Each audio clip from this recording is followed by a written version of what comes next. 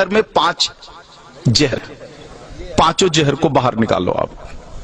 केवल डायबिटीज नहीं, आपके जीवन के सारे रोग खत्म हो जाएंगे। रसोई घर को जो बिगाड़ा है इन लोगों ने, 5 जहर रसोई घर में प्रवेश करा करके बिगाड़ा है। उसमें से उजला आटा यानी गेहूं का आटा, मैदा एक जहर, उजला नमक दूसरा जहर यानी आयोडीन नमक, ये दूसरा जहर है। तो गेहूं छोड़ा तो कहां जाना है? बाजरी, जवारी, मकई, मड़ुआ के पास जाना है, जौ के पास जाना है। उजला नमक अगर छोड़ना है तो कहां जाना है? सेंधा नमक पर जाना है, काला नमक पर जाना है, आपके यहां के सांभर झील के नमक पर जाना है। यह शुद्ध नमक है। तो दूसरा जहर हुआ। तीसरा जो जहर इन्होंने डाला है चीनी। चीनी का पिंड छोड़ो, चीनी बंद कर दो। चीनी की जगह जितनी इच्छा है उतना गुड़ खाओ, भूरा खाओ, खांड खाओ। ये डायबिटीज की अच्छी दवा है। गुड़ डायबिटीज की अच्छी दवाओं में से एक है।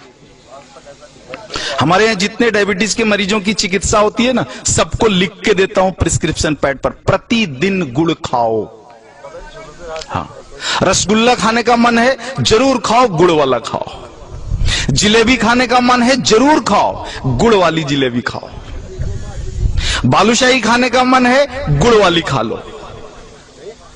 जितना मीठा खाने का मन है खाओ, गुड़ वाली खा लो। तो तीसरा जो जहर है वो आपका चीनी है। हाँ। और जो चौथा जहर है वो है रिफाइन। हाँ, इस रिफाइन को बाहर निकालो। ये तेल नहीं है।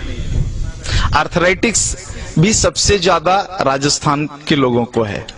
आर्थराइटिक्स, घुटने का दर्द, कमर का दर्द, माताओं को तो है ही, 100% राजस्थानी माताओं को है ये। कारण आपने इस शरीर को तेल और घी तो दिया नहीं, तेल के नाम पर रिफाइन दिया और घी के नाम पर बटर ऑयल दिया। कहते हो घी खाते हैं, लेकिन वास्तव में वो बटर ऑयल है, घी नहीं है। आप कहते हो तेल खाते हैं, तेल नहीं खाते, रिफाइन खाते हो आप। रिफाइन अलग है और तेल अलग है, दोनों एक नहीं हो सकता।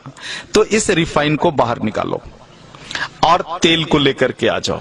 तेल सरसों का हो सकता है, तिल का हो सकता है, आपके यहाँ अच्छा राई, सरसों, तिल, ये 3 चीजें तो मैं जानता हूं, और शायद कुछ मूंगफली का भी बढ़िया हो सकता है। ये सारी चीजें हैं। 2 विरुद्ध चीजें हैं, एक सूर्यमुखी और सोयाबीन।